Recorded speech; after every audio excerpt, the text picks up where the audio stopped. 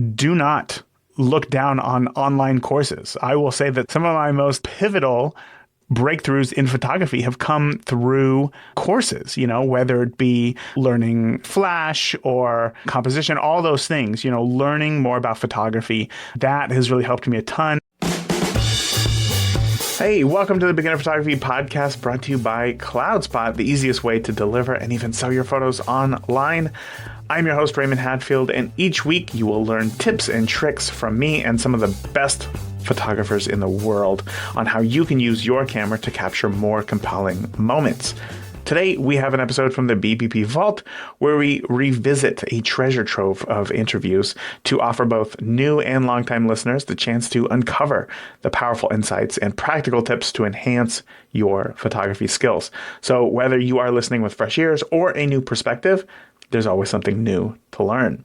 In today's Rewind, we revisit that time that I started recording an episode and this large green gelatinous time-traveling mass just appeared in front of me, and what it told me to do changed my life as a wedding photographer for the better. And even if you're not a wedding photographer, most of what you're going to hear today will apply to all areas of photography. So stick around to the end where I'm going to share my 3 big takeaways from this episode with you so that you can start putting the ideas and lessons that you hear on this podcast to work.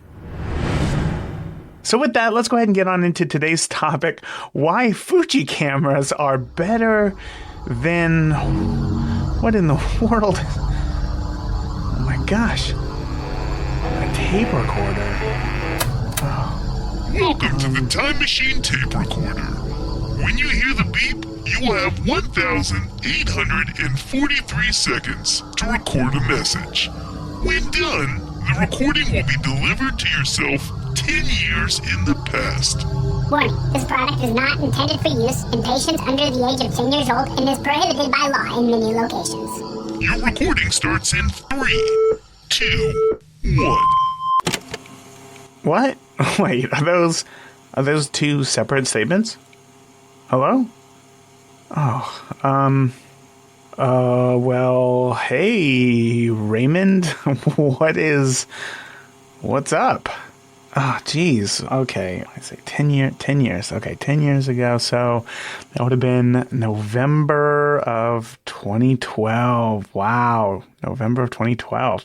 Yeah. Let me first say that the Mayan calendar was wrong and the world does not end next month. So you're good there. And that means that you only have 2 more weeks until Charlie is born. Wow. Enjoy the clean car and being able to use the restroom without being interrupted and not finding goldfish everywhere while you still can. Oh, man. For real, though. Crazy smart. Charlie is crazy smart, super curious. So kudos to you, obviously. You did a good job. You did a good job with him. 10 years ago. You are still at the plastics factory. Okay. Wow. Okay. Let me first start off by letting you know that you do it. You did it, man. You become the photographer that you're currently dreaming of. You shoot some pretty awesome couples who have equally awesome cake. That is awesome.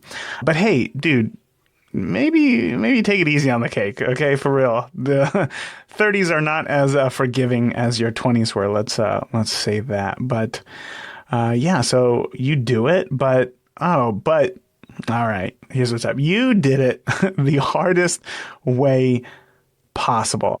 I mean, like every day I look in the mirror now and there's 5 more gray hairs, right? And that is all thanks to you and your stubbornness in doing things a certain way. So maybe let me share some tips with you that will hopefully get you to being the photographer who you want to be a little bit faster, and hopefully with a few or a lot less gray hairs. So first things first.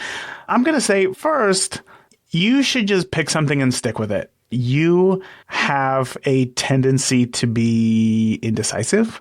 And when you are indecisive, that means typically that you just make no decision, right? I understand that it can be hard looking at 2 different options or 10 different options and thinking which one is the best for me. And you see online, there's all these people who are saying, this is the best, and no, this is the best, or no, this is the best. And you think to yourself, well, which one do I do? And that being indecisive in those moments is tough, because it leads to no decision, right? But in those moments where, I don't know, the stars align and everybody says, no, this is the thing that you need to do. Facebook Messenger chatbots are the thing that you need to do, which, by the way, that was just an example. You don't need to worry about Facebook Messenger chatbots, I don't believe. When you do finally make that decision, you are also rather impatient.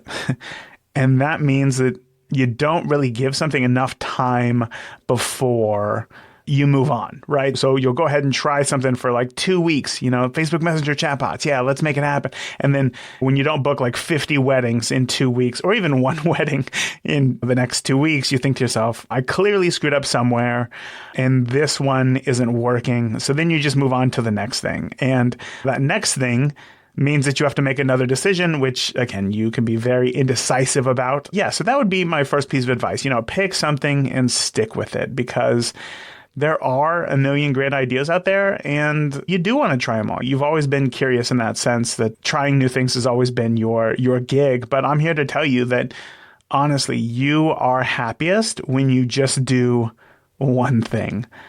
And here's the kicker. I don't want to add any more pressure, right, to making the one decision, like choosing that one thing. But the kicker is that the one thing, whatever it is, it doesn't really matter, because as long as you're making progress with something, you're actually doing something, then you're learning, you're making progress. Because even if you choose the wrong thing, right, if you choose the wrong one thing, you'll know right away, because you go forward with it full steam. And because you'll be able to see the results and maybe it's not working, then you'll be able to readjust and pivot into a better direction. So again, it doesn't really matter what that thing is. Just pick something for now and just go all in on that. So yeah, I hope that helps. Is this thing floating? This is so weird. Okay, next, number 2. I have no idea how much time I have. Number 2, your Canon 40D is not what is holding you back. And I know that sucks to hear, because you really want the 5D Mark II, right? And I know that you really want to leave that job at the factory. And I know that you want to stay home with Charlie. And I think you're looking at every way to accelerate your income as fast as possible so that you can leave that job. And I want to tell you that a big boy camera isn't it. Upgrading from a Canon 40D to a 5D Mark II is not going to change anything for you. In fact, nobody cares. Here's going to be a surprise for you. I have been shooting with a crop sensor since 2016, and now I'm shooting in JPEG again. So you're going to be able to make it work. It's not the gear that is holding you back. In fact, there's only been one person who has ever talked to me about gear at a wedding, ever. And that 5D Mark II that you are drooling over, it has been replaced twice. So now, here in 2022, almost 2023, it could be picked up for like $500. The price of these things just plummet, and then the technology is just advancing faster than ever. So the Canon 40D that you have is still a perfectly capable camera. It is better to hold on to that camera as long as you can until it is holding you back.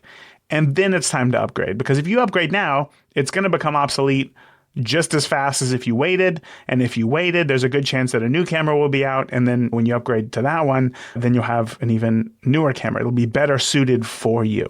So I think that it's much better to invest in yourself. Take some in-person photography workshops.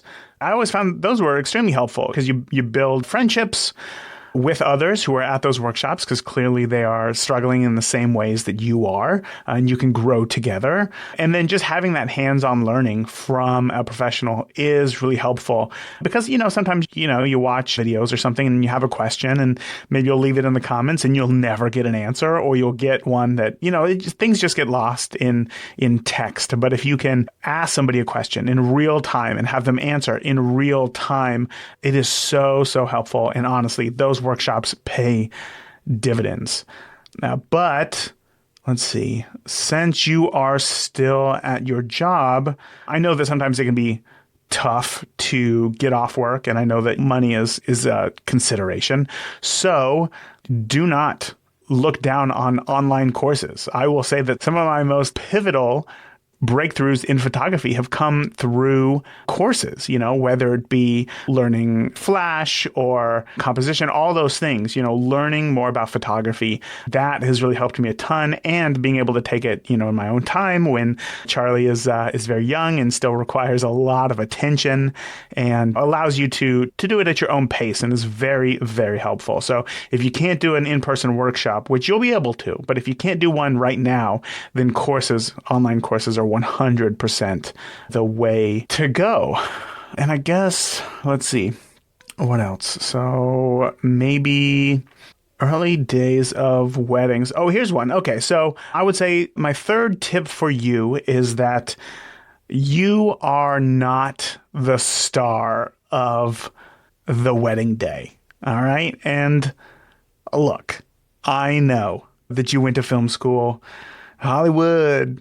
All right, there you go. I know that you studied all the lighting ratios and all the, most acclaimed films and compositions, the best ones to use. And you were the only student to get honors in cinematography. But, brides don't care. They do not care about you. They're not paying for you. It doesn't matter that you have this acclaim. It doesn't matter if you've won awards. It doesn't matter what gear you have. The bride is not paying for you. The bride is paying for what you can do for them. And that may seem small from the language of that sentence, but it is a huge shift in thinking, because suddenly you're not the hero who shows up to their wedding and, is able to capture it beautifully and with this artistic eye and oh my gosh, Raymond, this is so amazing. That is not who you are. You are there to support them on their wedding day, to make their day easier, to make their wedding day more memorable, to make their wedding day better all around. So figuring out ways that you can support your brides is going to be a huge, huge benefit to you as a photographer. And I think one of the best ways that I have found to help out brides, there's a few. All right. So one of them is to send out helpful emails, right? Leading up to the wedding, right? By the time that you book a wedding and the time that the wedding day comes, sometimes it's a year, sometimes it's a little bit more. So to them in that time, and I know that that's something that you struggle with, it's something that you're going to continue to struggle with for a while. But if you can start to implement sending them helpful wedding tips, like wedding planning tips, that is super helpful, because now it makes them feel like someone's got their back, like their photographer, you, is there to help them rather than just, oh, they paid me for my artistic services.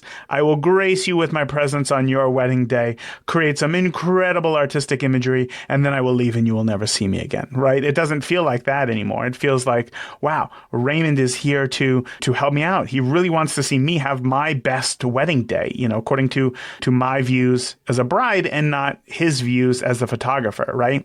So you're not sending tips saying like, you need to be having a dress that is off-white instead of white because white will make the photo overexposed. And that's very, that does not matter. That is not up to you. It is not up to you where they get married. It is not up to you what time they do these things. You can suggest sometimes, of course, and some helpful planning tips, but letting them know, what are you going to do if it rains on their wedding day? What are you going to do? Write an email about that. What are you going to do if you are sick? Leading up to their wedding day. What are you going to do? Let them know. You know, how are you going to prepare for their engagement session? You know, what can they do? What can they wear for an engagement session? What sorts of activities will you be doing? Should they be bringing props? All of these things are very helpful emails to, again, help them to plan a better wedding for themselves. And then when they are having a good wedding, you will be able to capture great images just because, right? So I think that's one. The next one is probably helping them to forget about their camera. I have found that even for couples who have said to me like, oh, I've been following your work for a long time. Like, I'm so excited to have you at my wedding. On their wedding day, they would still rather forget that I'm there. And it makes sense, right? They are surrounded by like their 100 closest family and friends, and then the one stranger who's pointing a camera at them all day. It's very uncomfortable.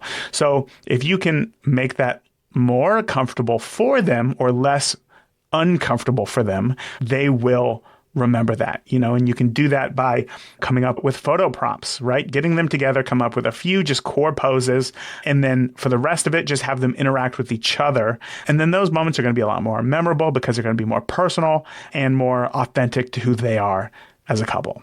So I would say that there's that. Another one is, oh man, okay. So one of the things that you can do to make your couples look good is, all right, look, I know that you love night portraits. I know that you love setting up the flash and getting out when it's dark and creating these, you know, these unique and dynamic photos. But you got to remember, this couple has been waiting for this day for years. They've been waiting to dance with their friends and their family on the dance floor, you know, and enjoy themselves during the reception. Don't pull them away from that longer than you need to, all right? If you have a shot set up, right, a beautiful forest background, you know, and you want to have that light set up and you want to illuminate the forest and have them maybe backlit, and you have to do some setup, go outside and do that now before you grab them, because there's always going to be things like, oh, you know what, actually, you'll think that you have the composition set up, you set up the flashes, and then you realize, oh, actually, this is a terrible composition, and you need to move things around. Or that the flash power isn't right, or that the flash actually needs to be 15 feet further back. And when they're there and just standing, especially in like these October and November weddings, and it's kind of cold, you don't want them just standing there in the cold. You want it to be quick. You want it to be set up. You want to say, hey, can I grab you guys? Can I steal you guys away for a shot real quick? And I'll bring you right back in. Sure, of course. You guys walk outside. It's already all set up. You say, stand right there. Get in nice and close. Snuggle. You take the shot. You say, that was it. And then you just send them back inside. They probably won't even remember that moment because it was so short. But then when you deliver that photo, they're going to be like, what? And when they have that feeling of like, man, I just remember how much fun my wedding day was, instead of, yeah, it's a great photo, but, you know, remember it took like 45 minutes to set up and it was freezing cold and I was just so ready for the photo to be taken so we could just move on. That is really helpful as well. So again, it's all about supporting them in their wedding journey. Oh, and on that, right, supporting them and surprising them, I gotta say, sneak peeks, man, that is where it's at, right? Sneak peeks do real well for social media, obviously, because everybody who was at the wedding can now see a few photos and be like, wow, this is like really great stuff, because everybody's just gonna post photos of the wedding from their phone like the day of, meaning like, if, you know, the couple wants to relive that day, like the next day, they're going to have to look at cell phone photos. So if you can deliver those photos the next day, obviously not all of the photos, but like 10, 15 photos is enough.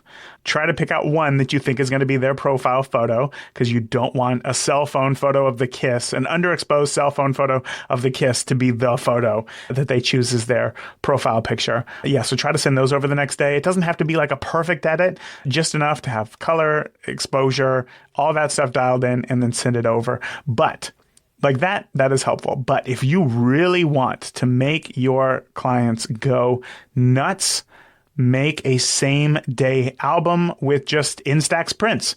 And now that I think about it, I don't know if Instax prints exist in 2012, but in the future, Instax prints will come out, and buy yourself a printer and print them at the wedding from your Fuji cameras. Switch to Fuji. Yep, you heard me. And while everybody's eating dinner, you can print up 15, 20 photos and then put it in a mini album that's already set up with their name on it, the date. All you got to do is just slap in these photos, and then they are done. At the end of the night, when they say, oh, Raymond, thank you so much. You know, this was a great day. You hand them this same day album, they will go nuts. Never once has a couple ever looked at me and said, "Oh, thank you very much," and then just went on with their day. It has always been like, "What is this?" And then they go crazy. And that is going to be the thing that can set you apart for sure. So if you're trying to figure out how to make your clients go nuts, that is the way to do it. And again, it's not about yourself, because that takes time away from you to be shooting. That's all about supporting them, right? Those Instax prints, not the best quality. They're not even really good quality, but it is the experience, and you are supporting them on their wedding day, and it is extremely appreciated. Okay, so four. Oh, all right. So I know that you are always looking for the one thing. Like, what's the one thing I could do that would just make me blow up? Not literally, and get like a ton of attention so that everybody comes and books me for their wedding. And I want to tell you that the one thing never changes anything, right? Or it never changes everything, I should say. It changes some things, but it never changes everything. It's not like you go viral or something, and then for the rest of your career, you are set because one time Tom Hanks showed up at a wedding and you took a photo with him, and now everybody wants to be the photographer who works with Tom Hanks. It just does not work like that, right? You shouldn't even want to plan for stuff like that. And when things do happen like that, by the way, I have not met Tom Hanks. That was just an example. But when something does happen like that, it will work for like a few days, right? You'll get a bunch of attention because that's crazy, something like that happens. But then people just move on with their lives. And I'm sure that this is like really difficult to understand, but going viral is not something that you can plan on. It is not something that you should even try to do because it is so hard and impossible to time, especially because it really doesn't change things that much, right? Again, it's not going to change everything for you. It really is just a series of so many one things. Right? So it's not one thing. It's a lot of one things. Like baseball. Let's think of it like baseball, right? Dodgers, right? Dodgers still haven't won a World Series in a number of years. I wonder if that will change. Hint, hint. But in baseball, if you hit back-to-back grand slams, right? You get up to the plate, walk-off grand slam, everybody goes nuts. Next night, you get up to the plate, walk-off grand slam, everybody goes nuts, right? If that whole next month, you can't get a single hit, or even if you get some hits, but you don't even get like a single home run, nobody cares about those grand slams. Honestly, nobody cares. They've already forgotten about them. It's because of who you are right now. What are you doing right now? What's the thing that you could do today that is going to further your progression as a photographer, whether it be in business or just on the creative side? It is a numbers game. It is a numbers game. So remember that. But that also doesn't mean to work all the time. That is another thing, right? And for the love of God, please don't work all the time. And I guess that brings me to number 5, right? Number 5, invest in the tools that will help you to achieve more with less. I know right now that money is tight. I get it, right? You got a baby on the way. Stormy's in nursing school, so she's not working. Your job does not pay a lot. It does not pay much at all. I know. So the idea of paying for a monthly subscription to Lightroom when photography isn't your main source of income, and heck, you're not even shooting every month, it seems excessive. I totally get that. But you are obviously serious about photography. And maybe you only have a few hundred photos on your computer right now. They're pretty easy to organize. Just a handful of sessions, handful of weddings.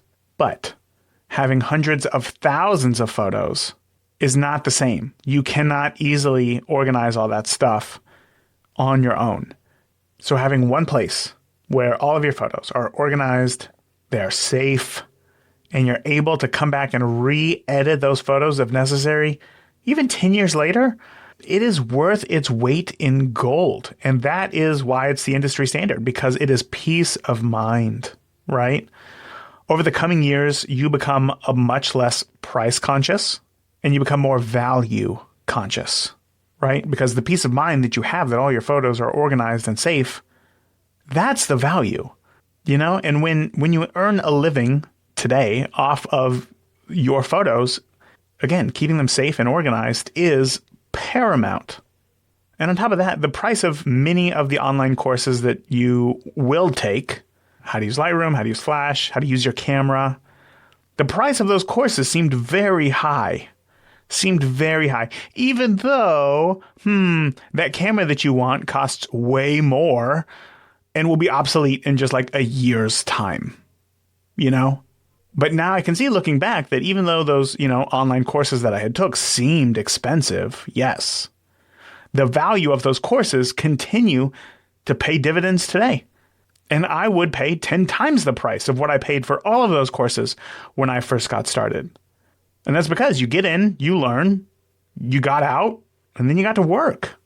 And then that knowledge continues to build over time as you do something, you learn from it, you adjust, you do it better next time. Same goes for business tools as well, that you think, oh, I'm Raymond Hatfield in 2012. I'm on the bleeding edge of technology by ditching CDs, and delivering my photos with Google Drive. But dude, so many headaches. So many headaches you're about to face from accidentally not setting the right permissions and dealing with your photos being stolen and, how do you deal with watermarks and questions from your clients. It is just the worst experience for your clients as well. Seriously, so bad. Now, today I use a tool called CloudSpot, and not only is it the easiest way to deliver photos to your clients, but it looks amazing too. And in fact, your clients are going to say, oh yeah, Raymond, we love the images. Thank you. But the site with all the photos, wow, that is so beautiful and professional. Thank you so much. So I don't know, it's obviously I didn't create CloudSpot, but I use it. But, the comments aren't about me, but it's what I provided for them. So, I guess it's a win at the end of the day. But clearly clients love CloudSpot, which is, I guess, what I'm trying to get at here. And, I don't know if it would be up right now because I don't know how this whole time machine tape recorder thing works. But if you go to deliverphotos.com, you can sign up for a free CloudSpot account. And speaking of tools that help you do more with less, a little birdie told me that CloudSpot is going to be rolling out a full-fledged business CRM. What? Made just for photographers. Yes, so things like letting you book clients, send contracts, collect money, check the progress of your clients, all in one space. And I think we can both agree that you are not the most organized person, Raymond. So again, if you can, go ahead and check out deliverphotos.com and sign up for that free CloudSpot account and learn more. It is worth its weight in gold. That is that value proposition again. Value all in one place. It's not 13 different places. It's not in different spreadsheets. You don't have to check all your emails and, what's going on here? How did I miss that? Did they sign the contract? Did they get it back? It's all in one place. That is the value. That is the value. And I'm telling you, man, I really think that there's a good chance that if you didn't invest in yourself in the beginning, you would probably still be hunting YouTube for that elusive one video with that even more elusive one tip that's going to somehow magically make it all click for you, And if you were still doing that, you would lose out on everything that you have today, well, in the future. And maybe you'd still be at that forsaken plastics factory. So, You have 74 seconds remaining. Okay, one more here. I think we have time for one more. 6. Life outside of photography. All right. Again, as I said, I know that going full time as a photographer is all that you can think about right now. But when it comes to working, maybe try to slow down. Try to slow down, have a plan. Do not just go at it all willy-nilly. You need to get out of the house every once in a while. Maybe go play some disc golf, go see a movie, go on a walk, photo walk. You love photo walks. Do more of them. And also maybe mount a GoPro to your camera and record the photo walks as a video. You never know. One day you might have a photography podcast and might just want to share your photo walks on YouTube. I don't know. I'm just spitballing. But yeah, okay, let's wrap this up. Pick something and stick with it. Your gear is not holding you back. Do a better job at supporting your clients. The one thing, going viral isn't going to take you from 0 to fully booked. Invest in tools that help you achieve more with less. And working all day isn't a badge of honor. Go do something fun. Buy like 100 Bitcoins. It'll cost you less than a penny. Oh, man. Why did I not lead with that? Oh, wow. Dang it. Oh, of course. Oh, man.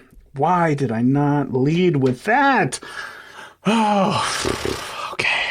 Jeez. What in the world just happened? That was pretty good, though. I really wish that I would have recorded this. Yes. Yes, it is. Oh, it is recording. Okay. Sweet. That is it for today's totally scheduled and planned out podcast. What a wild ride. I hope that you enjoyed that episode. I had 3 takeaways from this episode that you can implement right away. The first one is to slow down. You know, with so much info out there about everything photography related, as well as the desire in you to create something meaningful, when trying to figure out where to start, it can be overwhelming. You know, don't try to learn everything about photography all at once. Start with just learning your camera and its settings, and then move on to organizing and editing your photos, and then move on to light and composition. And once you have learned these core elements, you will be free to explore all of your creative ideas with a much clearer head. Takeaway number 2 is don't be the star. We think of these famous painters and photographers, but would we know them if they never picked up a paintbrush or a camera? Focus on what it is that you share with the world rather than focusing on how sharing will help you personally. If you're a wedding photographer, let that couple enjoy their day. It is not yours to command. And lastly, don't be afraid to spend a little money. We photographers spend hundreds, if not thousands of dollars on camera and lenses and all the accessories. But then we scoff at a $10 a month Lightroom subscription that will help us to organize and edit and protect our images. Yes, it is a subscription, but professional photographers who were shooting film had employees who would keep their photo archive organized and categorized. $10 is much cheaper than an employee, and I will gladly spend $10 a month on a tool that, if I did not have, I would spend hours searching through folders and file names and different hard drives when looking for that one photo that I want. So don't be afraid to spend a little money. And today I invite you to share your biggest takeaway with us in the free and private Beginner Photography Podcast community, where you can connect with us and others, along with share your ideas and ask questions. So come join us at beginnerphotopod.com/group. Again, that's beginnerphotopod.com/group. And come let us know what you will be implementing into your photography and get inspired. That's it. Until next week, remember, the more that you shoot today, the better of a photographer you will be tomorrow. Talk soon. Thank you for listening to the Beginner Photography Podcast. Keep shooting, and we'll see you next week.